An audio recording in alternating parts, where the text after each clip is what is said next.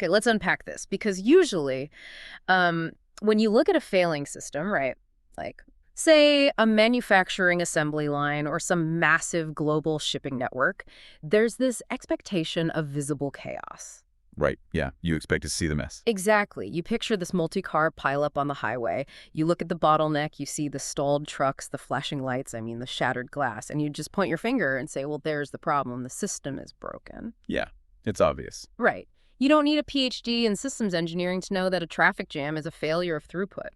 But when you step into the world of healthcare operations, and specifically the U.S. pharmaceutical supply chain, that whole mental model of the, smoking, broken machine completely feels you. It really does. It's totally the wrong way to look at it. Yeah, because you're looking at a system that patients, employers, and economists universally insist is just deeply catastrophically broken. But what if it isn't a pileup at all? What if this system is actually executing its underlying programming flawlessly, and the result just happens to be a multi-billion-dollar drain on the people paying for it?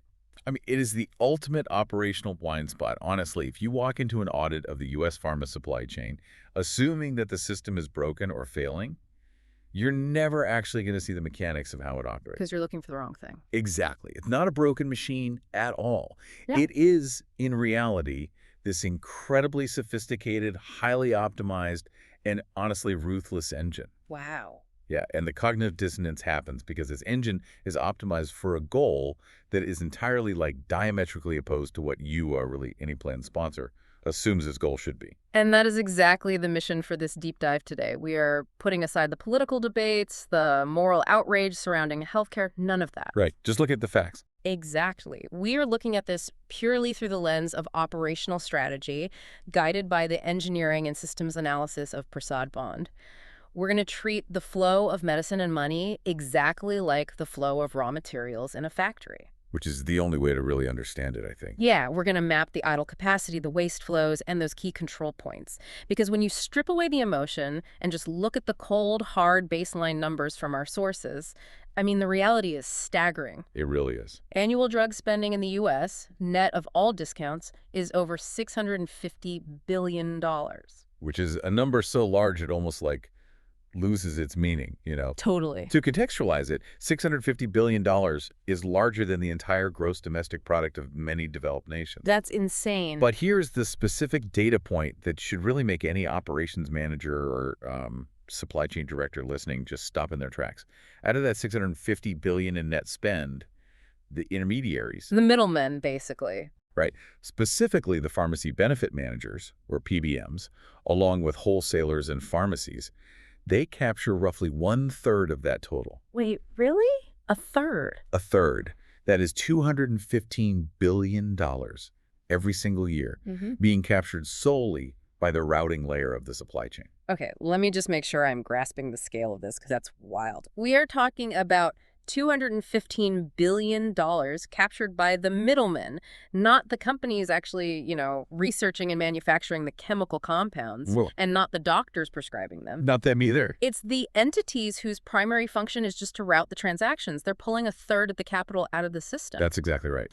So if you manage a corporate supply chain, if you work in finance, or if you're just a listener trying to understand why your healthcare premiums consume a larger chunk of your paycheck every single year, this is the core mechanism you have to understand. Absolutely. You have to know where the money's going. Right. We need to figure out how this money gets diverted. Well, to understand how $215 billion gets captured without triggering massive alarms in every corporate boardroom in the country, we really have to examine the bedrock assumption of how the supply chain is supposed to work versus the operational reality. The gap between the theory and the practice. Exactly. We have to look at the gap between what's on the pitch deck and the actual plumbing of the system. Okay, let's establish that baseline assumption then. Say I am a plan sponsor, right? Maybe I'm the CFO of a mid-sized self-insured manufacturing company providing healthcare for a few thousand employees. Okay, good. I am hiring a pharmacy benefit manager, a PBM, to handle my prescription drug benefits.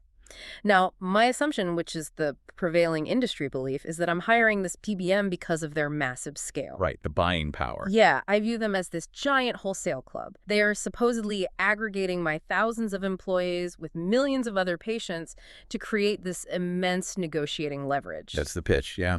So I expect them to act as a compression mechanism, right? Going to the drug manufacturers and forcing down costs. I assume they are my cost containment partner. And that is exactly what they tell you in those quarterly review meetings. I mean, they frame their massive scale as your shield against rising drug prices. But I'm guessing that's not true. Not at all. The operational analysis we are looking at fundamentally challenges that entire narrative. Think about how bizarre that arrangement is if you, apply it to a completely different industry. Okay, give me an example. Imagine you're buying a house, and you hire a real estate broker to represent you. Now, this broker gets paid a percentage of the final purchase price of the home you buy. Standard breakers setup, yeah. Right. But what if you suddenly noticed that your broker was exclusively driving you through neighborhoods with multi-million-dollar mansions, and they were flat out refusing to show you the perfectly acceptable, much cheaper houses just a few blocks away? Would you be shocked? I mean, I wouldn't be shocked at all. If their commission is tied to the final price, they have zero economic incentive to show me a cheap house. It's basic math. Exactly. I would fire them instantly for a glaring conflict of interest. Are you saying that is the exact mechanism operating in our healthcare supply chain? It is the exact mechanism, Yeah. but it is just deeply obscured. I mean, what's fascinating here is we intuitively recognize that conflict of interest in real estate or in, auto sales, but we have somehow completely blinded ourselves to it in healthcare. That is wild. The operational reality of the PDM is not a wholesale club acting as a compression mechanism for your costs. The PBM operates like a toll booth operator. The toll booth, okay. But it's not a toll booth operator who charges you like a flat $2 fee to use the bridge. Instead, they charge you a percentage of your car's total Blue Book value just to let you sit in a traffic jam on that bridge. Oh, wow. Let me map that back to my own background because I really want to test this logic. Let's say I ran a physical manufacturing plant and I hired a procurement manager to source steel and plastic for my assembly line. Okay, go on. If I wrote their employment contract so that they received, say, a 5% commission based on the total price of the raw materials they purchased, they would actively hunt for the most expensive steel on the global market. Right, because buying cheap steel literally hurts their own paycheck. Exactly. In any other industry, that contract structure would just be considered corporate sabotage. Well, it would be grounds for immediate termination, no question. But in the United States healthcare system, paying your procurement manager a percentage of the highest possible price is standard operating procedure. That is just mind-blowing. And the reason you, as the hypothetical CFO, don't immediately see this conflict is due to a phenomenon called vertical integration, which just completely obscures the flows of capital. Vertical integration. Okay, I know that term from the tech industry and manufacturing, right? Like when an automaker buys a tire factory and a steel mill. How does that work in the PBM space? And why does it blind the plan sponsor? Well, to understand this, you really have to look at the historical evolution of PBMs. Because back in the 70s and 80s, a PBM was literally just a claims processor. Just pushing paper. Exactly. They were administrative companies that used early computer networks to verify that a patient was eligible for a drug, and then they played the pharmacy. They charged a tiny flat administrative fee per claim. Okay, that makes sense. But over the last 2 decades, they realized that controlling the data and the formulary, which is the approved list of drugs, gave them immense leverage. Right. So they transitioned from claims processors into these massive profit centers, and then the consolidation began. Today, the largest PBMs are entirely owned by massive health insurance conglomerates. Oh, wait. So the entity processing the claims is owned by the entity selling the insurance. It goes deeper than that, actually. These vertically integrated conglomerates typically consist of 3 pillars. They own the health insurer, they own the PBM, and they also own their own massive specialty pharmacies, which happen to dispense the most expensive drugs. Oh, man. So it's all in-house. Yeah. When the insurer, the PBM, and the pharmacy are effectively just different floors in the same corporate skyscraper, it creates this impenetrable black box for the employer footing the bill. Because you can't see the internal accounting. Exactly. The employer pays a premium to the insurer pays the PBM pays the internal pharmacy. The money is just moving from one pocket of the conglomerate to another, and at every single internal transaction, a margin is taken. A cut for everybody. Right. The true profit centers are completely hidden from the plan sponsor. So as an employer, I think I've hired this independent guard dog to protect my supply chain, but the guard dog is actually owned by the wolves. and they're all sharing the exact same butcher shop. That's the perfect way to put it, yeah. Yeah. So if the system is executing flawlessly for the conglomerate, we have to figure out exactly what the programming in their contracts actually dictates, right? If we want to find out why this system stays the way it does, we have to look at how the intermediaries actually extract the cash. And this brings us to the core economic leakage mechanism, which the sources define as the rebate trap. The rebate trap. Okay, what is that? In the vast majority of traditional contracts between an employer and a PBM, the PBM's compensation is structurally tied to rebates negotiated with drug manufacturers. Okay. And the critical, fatal flaw in this programming is how those rebates are calculated.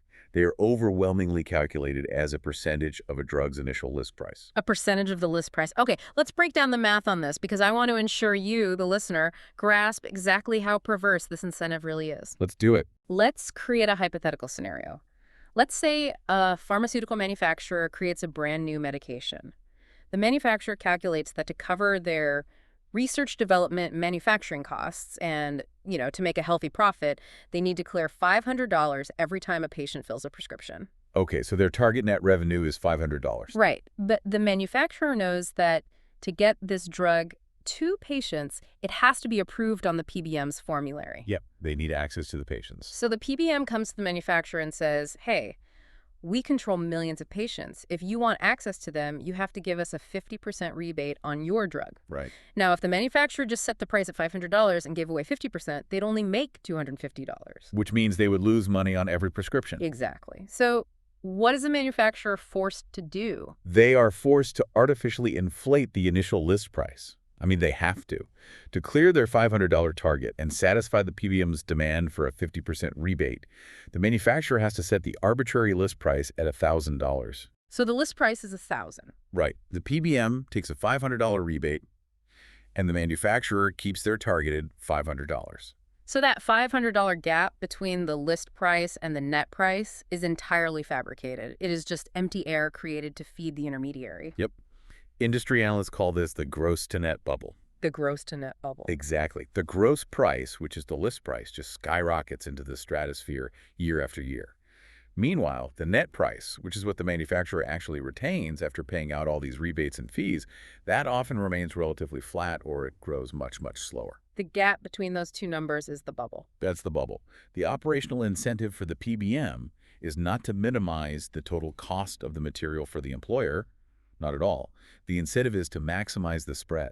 Because they want the highest possible list price. Right, because a percentage of a massive number yields the highest possible rebate revenue for the PBM. Now, this mechanism obviously hurts the employer paying the bill, but it seems like it must absolutely crush the patients, like the end users of this supply chain. Oh, it does. It's devastating. But if the insurance company is supposedly covering the cost of the drug, why does this gross-to-net bubble matter so much to the person actually picking up the prescription at the pharmacy counter? It matters entirely because of how patient cost sharing works in modern insurance design. I mean, if every patient just paid a flat $20 copay for any drug, the list price wouldn't directly impact them. Right, they just pay their $20 and leave. Exactly. But that is not how health plans work anymore, especially for complex or expensive conditions. Many patients pay what is called coinsurance, which is a percentage of the drug's cost. Okay. But here is the critical, often entirely hidden operational detail. The patient's coinsurance percentage is almost always calculated based on the artificially inflated list price, not the discounted net price. Wait, hold on. Let me apply our math example to this. Sure. The drug's inflated list price is $1,000. Right. The PBM gets a $500 rebate, meaning the true net cost of the drug is $500. So if I'm a patient with a 20% coinsurance requirement, I should logically be paying 20% of $500, which is $100, correct? Logically and ethically, yes. But operationally, no. You are forced to pay 20% of the inflated $1,000 list price. Are you kidding me? No. You pay $200 out of pocket at the pharmacy counter. So the patient is literally subsidizing the kickback. Oh. The sickest patients, the ones relying on these complex specialty drugs, are functionally funding the rebates that the PBM collects and eventually shares back with the employer to lower the overall premiums for the healthy employees. That is the exact mathematical reality of the system. Patients are forced into financial distress to fund a rebate pool. That is just, wow. It's a system where the toll booth operator demands you pawn your radio just to get through the gate. Mm, And honestly, the system gets even more destructive when we look at how this rebate trap impacts the system-wide formulary. you mean regarding lower cost alternatives? Exactly, specifically when it comes to generics and biosimilars. Okay, I really want to dig into biosimilars because I hear that term constantly in supply chain literature, but it is rarely explained well. I kind of just assume a biosimilar is a generic version of a drug. But if a brand name drug is massively inflated, wouldn't the cost containment partner, the PBM, just automatically switch everyone to the cheaper generic version to save the plan sponsor money? You would think so, but to understand why they don't, we have to distinguish between a traditional chemical generic and a biosimilar. Okay, what's the difference? Traditional drugs like aspirin or statins, they're synthesized from chemicals. They have a very simple, easily replicable recipe. A generic is an exact, identical chemical copy. Right. But the most expensive drugs driving healthcare costs today are biologics. These are incredibly complex therapies manufactured in living cells. You cannot make an exact chemical copy of a biologic. Because it's too complex. Right. The best you can do is make a biosimilar, which is a drug that is highly similar and clinically equivalent, but vastly cheaper to produce than the original brand name biologic once the patent expires. So a biosimilar is essentially the generic equivalent for the most expensive, complex drugs on the market today. Exactly. If a biosimilar comes to market and it is vastly cheaper, the employer would obviously want their employees using it, right, to save money. Of course. But this brings us right back to our real estate broker, who refuses to show you the cheap houses. Lower-cost generics and biosimilars are routinely and intentionally blocked from the formulary by the PBMs. Why? I mean, if it is the exact same clinical medicine and it costs the employer less, how does the PBM even justify blocking it? Because it doesn't generate what Prasad Bond calls rebate friction. Rebate friction. Yeah. Let's say a new biosimilar enters the market with a flat list price of $2,000. It is a very fair price, but there isn't enough margin built into it to offer a massive dollar amount rebate. Right. There's no bubble. Exactly. Now, the original brand name biologic might have an inflated list price of $5,000, offering a $2,000 rebate. Okay. If the PBM's profit and revenue targets are tied to aggregate rebate volume, the low rebate biosimilar is economically useless to them, even if it saves the plan sponsor and the patient a fortune. So what do they do? So the PBM uses its control over the formulary to just exclude the cheaper drug. They force the plan and the patients to use the highly inflated brand name drug simply because it throws off more rebate cash for the intermediary. This is deeply frustrating to listen to. I mean, it raises a massive question. If this rebate trap is bleeding money-like, if the system is leaking $215 billion, if patients are being crushed by out-of-pocket costs tied to fake list prices, and if cheaper alternatives are being intentionally blocked, why hasn't a single Fortune 500 CFO noticed this on their quarterly reports? That's the million-dollar question. Right. These companies have entire departments dedicated to supply chain efficiency and margin optimization. Why hasn't the corporate world slammed the brakes on this? Because the screens they stare at all day are telling them they are winning. Win. Yeah. The reason this capital leak continues unabated is due to a profound measurement trap. It is a fundamental failure of the dashboards. Dashboards lying to management. Here's where it gets really interesting. Let's talk about what these operations managers and HR directors are actually looking at. What does a standard PBM reporting dashboard show a corporate client during their quarterly review? Well, the dashboards are meticulously designed to highlight massive gross-to-net reductions. They focus almost entirely on aggregate rebate flows. So they just show the big discount. Exactly. A PBM representative will sit in a boardroom and project a chart that says, look at our incredible performance this quarter. The gross cost of your employees' drugs was $10 million. But because of our unparalleled negotiating power and massive scale, we secured $4 million in rebates for you. Right. So they say, we achieved a 40% gross-to-net reduction. We saved you $4 million, and the dashboard flashes green. And the CFO looks at the chart, sees a 40% discount, and thinks they are executing this brilliant cost containment strategy. Precisely. But they're completely ignoring the artificially inflated baseline. They're celebrating the size of the discount without ever questioning who set the starting price. The source material uses a really great deadpan humor anchor to highlight this absurdity. Let me read it. It notes that Celebrating a 40% discount on a product that was artificially inflated by 80% is just financial theater. Financial theater. It Yeah. really is. It's an illusion of control. It reminds me of a retail tactic, honestly. Like a department store buys a television that is worth $500. They put it on the floor with a price tag of $1,000 and then immediately slap a massive red 50% off sticker on it. Exactly the same thing. Right. The consumer feels like an absolute genius for buying it for $500, completely unaware that they just paid the exact retail value of the TV. Yep. Except in this healthcare supply chain, the PBM takes a massive administrative cut of that fake $500 discount before handing the rest back to the employer. Oh, man. And this structural blind spot, it leads to a massive systemic financial hemorrhage, doesn't it? It absolutely does. Yeah. The sources point to a roughly 15% efficiency leak in total net spend. 15%. Yeah. By focusing entirely on aggregate reporting like looking at the total bucket of money saved via rebates rather than analyzing the individual, drug-level net costs plan sponsors are utterly blind to the structural drain. They're just looking at the wrong numbers. Right. They are celebrating the rebate check that arrives in the mail every quarter without realizing that their total bottom-line operational spend is climbing year over year. Okay, let me push back on this a bit, because if I am the CFO of a Fortune 500 company, you are telling me my own dashboard is actively lying to me. Why wouldn't I just build my own dashboard? Why do they just accept these reporting metrics? Because building a sovereign measurement tool requires really understanding the physics of the problem, and most plan sponsors just don't have healthcare supply chain engineers on staff. Fair point. You cannot optimize a supply chain when the measurement tools you rely on are built and provided by the very people who are profiting from the inefficiency. It is a fundamental conflict of measurement. The fox guarding the henhouse again. Exactly.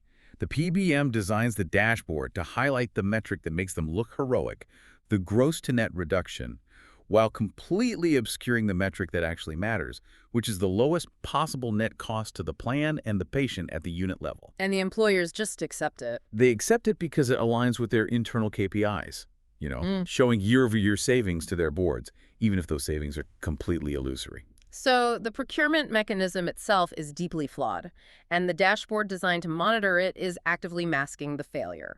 We are dealing with a system that is fundamentally opaque, vertically integrated, and defended by massive corporate conglomerates with endless lobbying power. It's a tough spot to be in. So how does an operations manager or a plan sponsor actually fix this?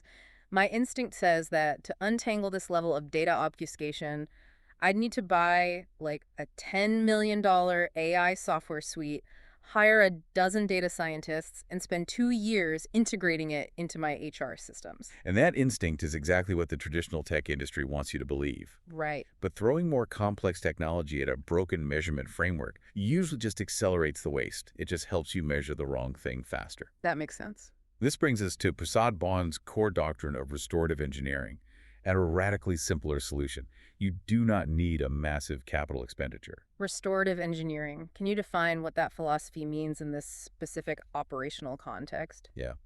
Restorative engineering is the principle that technology and process design shouldn't merely be deployed to make things go faster or to achieve some abstract aggregate definition of efficiency. Okay, then what should it do? The design of a system must actually restore financial control and agency to the person paying for it. It must restore operational visibility to the manager. And crucially, it must restore human dignity. Human dignity. That is a heavy term to use in supply chain logistics.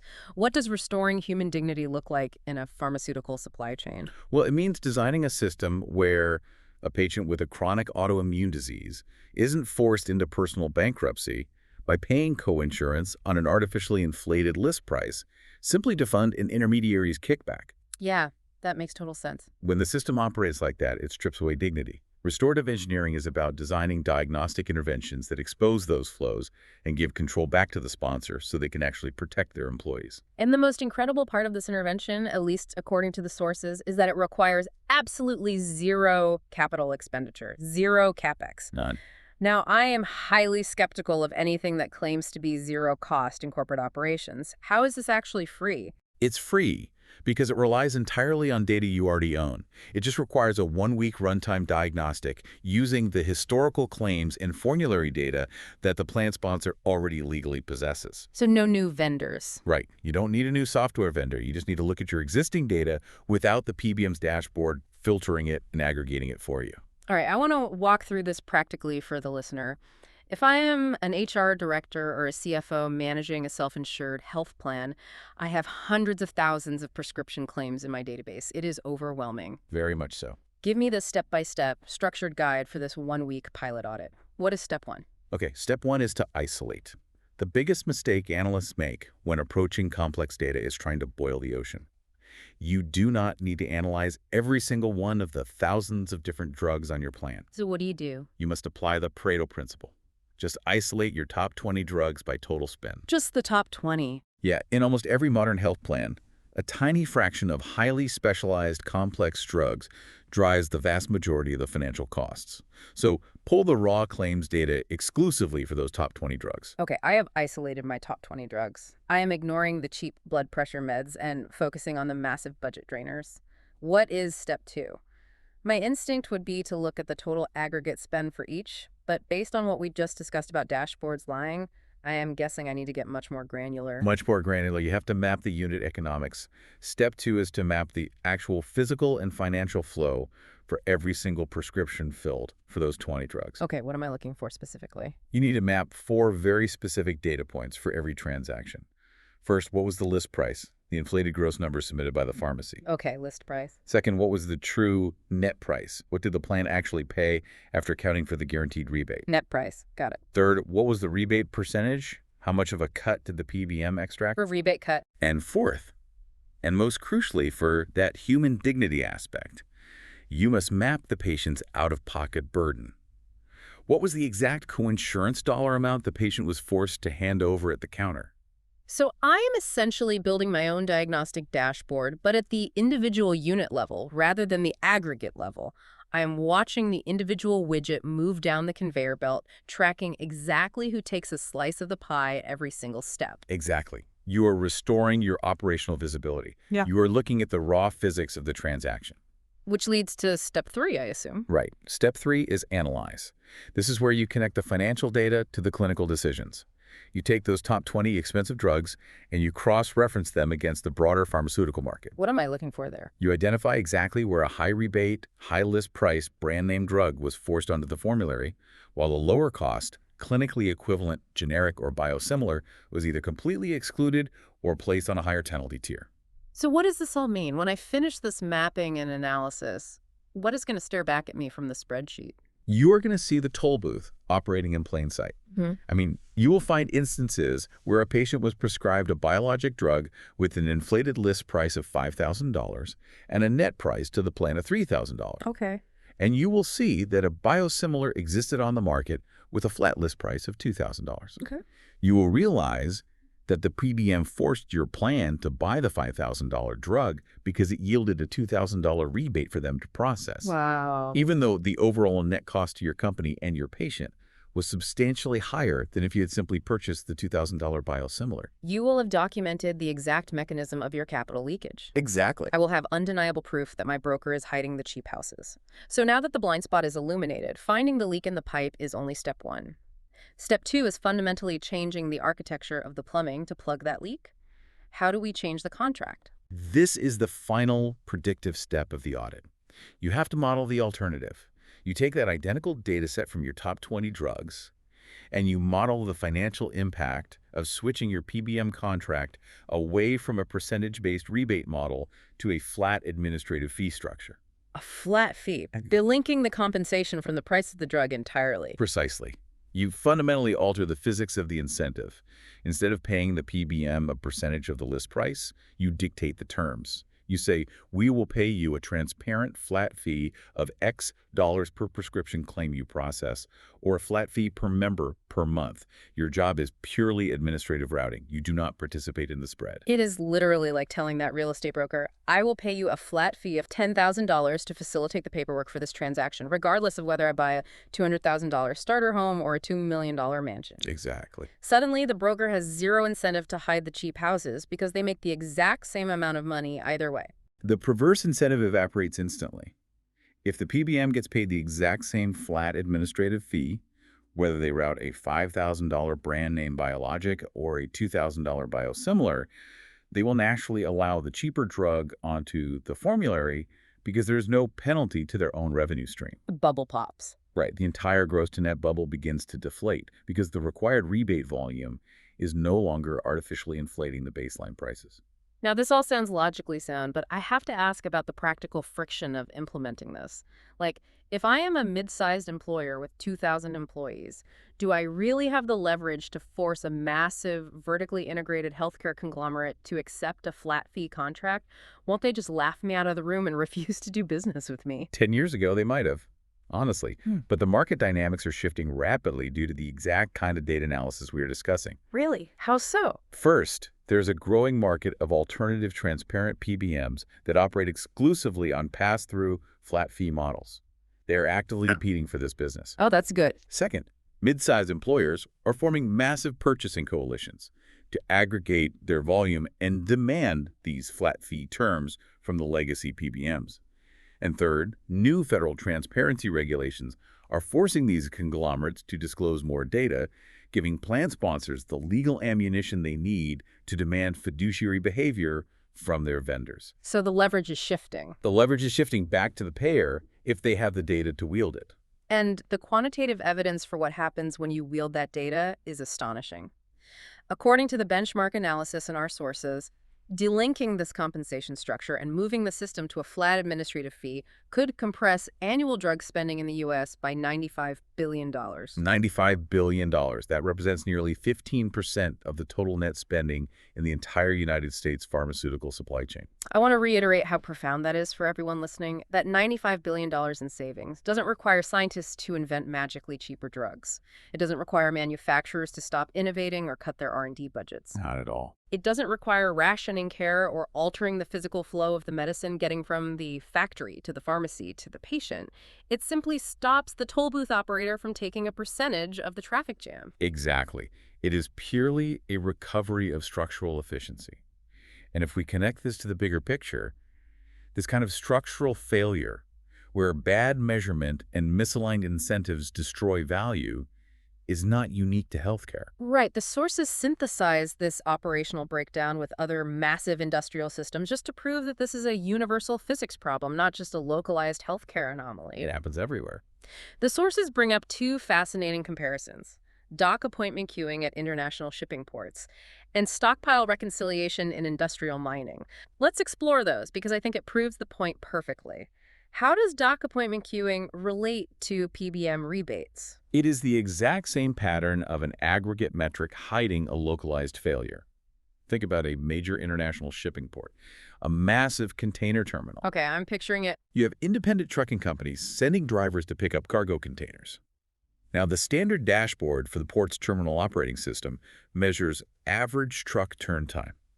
It looks at the aggregate average, just like the gross-to-net rebate dashboard. Okay, aggregate average. The terminal operator looks at the screen and thinks, our average turn time is 45 minutes. We are highly efficient.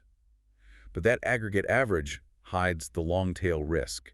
It hides the fact that 20% of the trucks are stuck idling in the yard for 4 hours because of a sequencing failure between the yard crane availability and the specific cargo location. Ah, so the dashboard smooths out the crisis. It blends the 5-minute pickups with the 4-hour delays and tells management everything is completely fine. And just like in healthcare, the incentives are misaligned. The terminal operator is incentivized to maximize the utilization of their expensive cranes, regardless of how long the truck waits. The trucking company is incentivized to maximize the number of trips their drivers make. But no one is watching the space between them. Exactly. Neither party is incentivized to optimize the space between them, the coordination layer. Because the dashboard doesn't measure the cost of the coordination failure, the bottleneck persists indefinitely. And what about the mining stockpile reconciliation analogy? How does moving dirt relate to prescription drugs? Well, in massive open-pit mining operations, you have haul trucks moving thousands of tons of ore from the extraction pit to the processing stockpile.